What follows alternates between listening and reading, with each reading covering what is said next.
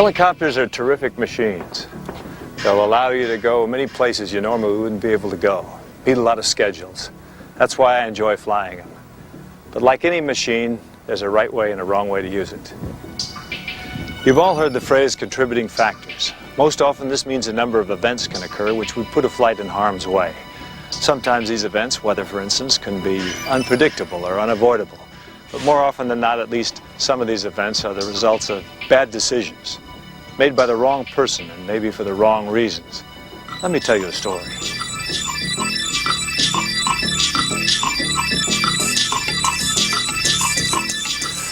Not long ago, a corporate helicopter, very much like this one, had been scheduled for maintenance.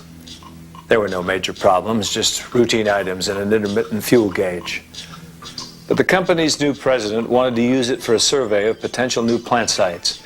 In his words, why have a helicopter if it's not available when you need it? The maintenance was postponed. The helicopter was assigned to fly. In the pilot's opinion, the day had started badly and was going downhill fast. He'd had a difficult flight yesterday and was tired. Now today's unexpected flight, complete with an unreliable fuel gauge, passengers who were already 45 minutes late, and a forecast of deteriorating weather later in the day.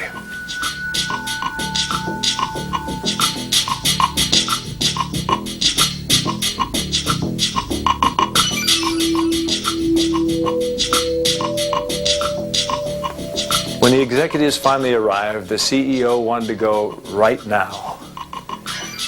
It was his first helicopter flight. He was nervous and in no mood to be told anything by anybody, particularly about fuel gauges. He summed it up as, we either have fuel or we don't. If we don't, get some. We are behind schedule. Things didn't improve when the pilot discovered he was expected to fly to the locations to be surveyed from descriptions in an engineering report and a local road map, neither of which bore any resemblance to his aeronautical charts.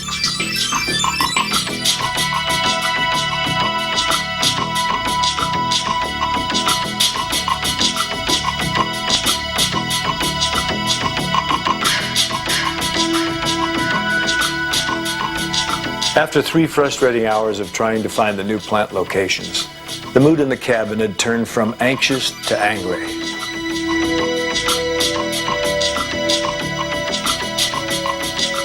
As predicted, the weather had started to deteriorate.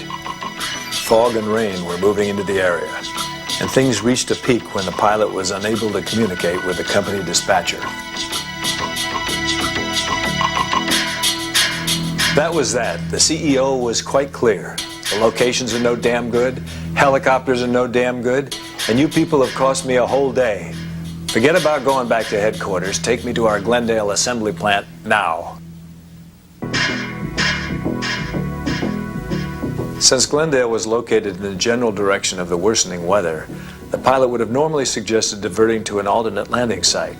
But from the tone of the CEO's comments, he suspected that would not be acceptable. So the subject of a different destination was never broached. Besides, he had his hands full trying to figure out exactly how to get to the assembly plant. And with the unexpected diversion, fuel was beginning to be a concern.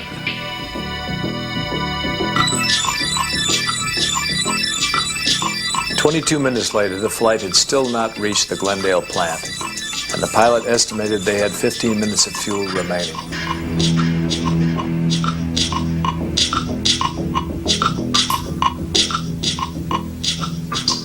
Ten minutes later, air traffic control received this message.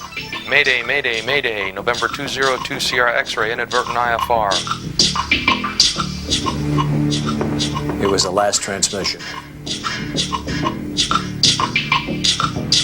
Are helicopters inherently dangerous? Of course not. This situation should never have happened. Let me make it clear that the ability and judgment of the pilot are not in question. The company's operating procedures are.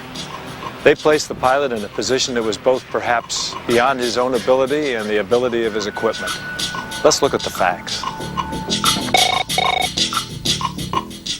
The pressure to postpone the maintenance was a clear indication that top management didn't understand the necessity of a preventative maintenance program. In the wrong environment, a question or a suggestion by a corporate executive can become an order by the time it reaches the person who is most affected by it. An environment that a safety-motivated manager would never have allowed to exist. It is also important that managers understand that they must delegate the authority to make safety-related decisions to professional pilots. In other words, they must empower pilots to make all decisions that could affect the safety of a flight. In this case, since there was no company policy that made this clear, 5 mistakes were made.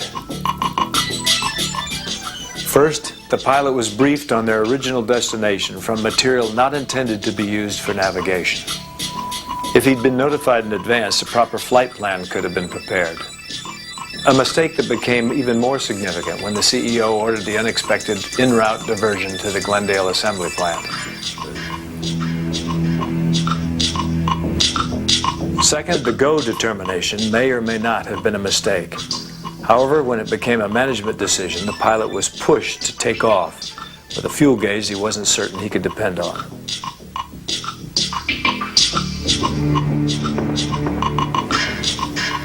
Third, the issue of crew rest was totally ignored. Fatigue can be debilitating, and tired flight crews can make mistakes. Next, when the weather conditions worsened and the fuel situation was uncertain, the idea of diverting to an alternate was not suggested because of the climate created by the CEO. A situation that developed because the pilot was intimidated by an over-aggressive executive who had neither the background or the knowledge to make a reasoned decision. A man who made time, not safety, the primary consideration. Finally, although the pilot was instrument qualified and the helicopter was equipped for instrument flight, he may not have been confident of his ability. Corporate management can contribute to a safety-oriented operating environment by ensuring that pilots have access to recurring training necessary to stay on top of current instrument procedures, navigating procedures, new techniques, and new equipment. As I said before, the situation was an accident looking for a place to happen. But if there's one thing I'd like to impress on you, most accidents don't need to happen. The bottom line is every flight has a chain of events that ultimately determine its success or failure. And any executive pressure to manage a flight, even if only implied, can have serious consequences. Corporate executives must not be the weak link that put a flight at risk by imposing requirements that exceed the capabilities of the pilot or the aircraft. It's up to you to take the responsibility for creating a safety program that emphasizes the goal of 0 accidents. Remember, safety starts at the top, in the vertical dimension.